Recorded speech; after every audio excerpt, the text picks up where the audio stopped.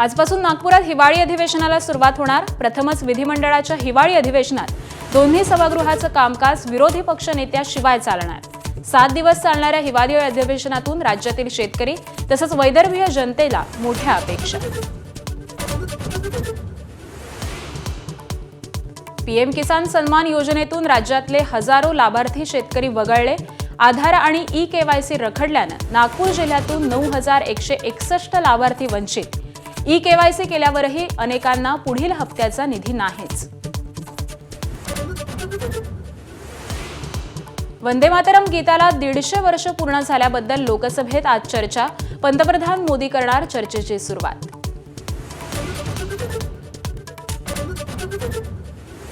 सर्व स्तरातून विरोध वाढल्यामुळे पालिका प्रशासनाचं काही पर्यावरण प्रेमींना आज चर्चेसाठी आमंत्रण। चर्चेतून पालिका प्रशासनाची भूमिका आणि वृक्षतोडीचं कारण समजून घेणं महत्त्वाचं ठरणार। जुनी पेन्शन आणि टीईटी संदर्भातील मागण्यांसाठी शिक्षकांचं आज आझाद मैदानात आंदोलन। अधिवेशनाच्या पहिल्याच दिवशी विविध मुद्दे आणि मागण्या यावर लक्ष वेधण्यात येणार।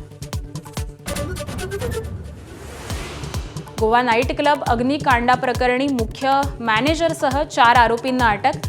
तपासासाठी गोवा सरकारकडून सत्यशोधन समिती स्थापन।